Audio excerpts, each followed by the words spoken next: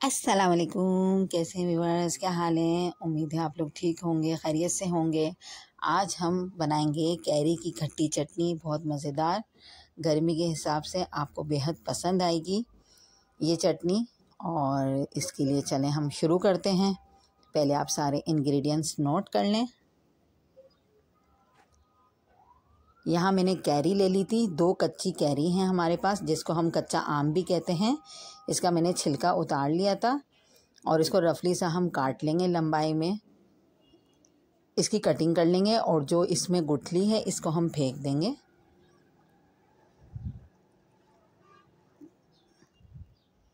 दो मैंने कैरी ले ली थी, आप चाहें तो ज़्यादा भी ले सकते हैं।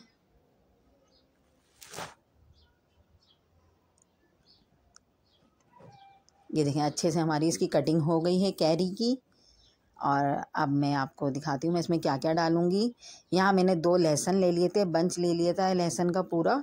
और 4 मैंने लाल साबुत मिर्चें ले ली थी, 4 मैंने हरी मिर्चें ले ली थी। और 1 टीस्पून साबुत ज़ीरा ले लिया था। और 1 टीस्पून ही हम इसमें नमक डालेंगे।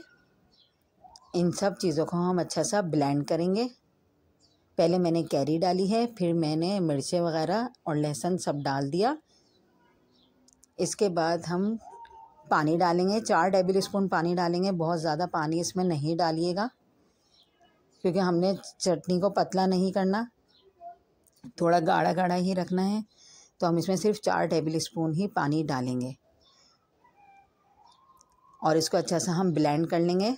कुटा कुटा होना चाहिए, बहुत ज़्यादा बारीक भी इसको ब्लेंड नहीं करना है।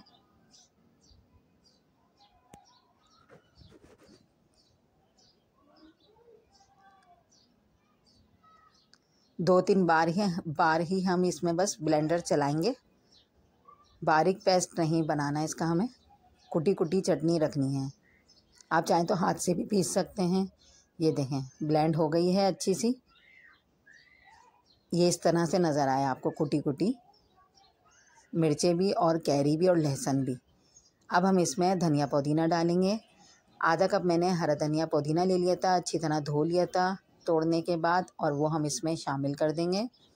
हरा धनिया पुदीना डालने के बाद हम इसमें पानी नहीं डालेंगे, इसको ऐसे ही हम ब्लेंड कर लेंगे। और इस दफ़ा भी हम ज़्यादा ब्लेंड नहीं करेंगे, बहुत थोड़ा सा ही हम इसको ब्लेंडर को चलाएंगे, क्योंकि धनिया पुदीना भी हमें इसमें कुटा कुटा ही चाहिए।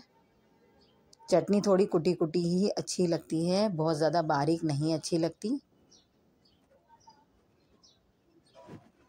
ये देखें, अच्छी से हमारे चटनी तैयार हो गई है, इसको हम निकाल लेंगे। ये गर्मियों में बहुत अच्छी लगती है चटनी, चावलों के साथ और किसी भी कबाबों के साथ बहुत मज़े की लगती है खट्टी चटनी। आप इसको बना के फ्रिज में रख सकते हैं, 4-5 दिन आराम से ये फ्रिज में चल जाती है। आप चाहें तो अपनी मर्ज़ी के मुताबिक इसमें मिर्चें ज़्यादा भी ऐड कर सकते हैं। मेरे चैनल पर नए हैं तो प्लीज़ सब्सक्राइब कर दें, बेल का जो आइकॉन है इसको भी प्रेस कर दें। मेरी वीडियो अच्छी लगती हैं तो लाइक और शेयर ज़रूर किया करें दोस्तों के साथ, फैमिली के साथ। नेक्स्ट वीडियो में मिलेंगे आपसे अच्छी वीडियो के साथ। उम्मीद है आपको मेरी रेसिपी पसंद आई होगी। अल्लाह हाफिज़।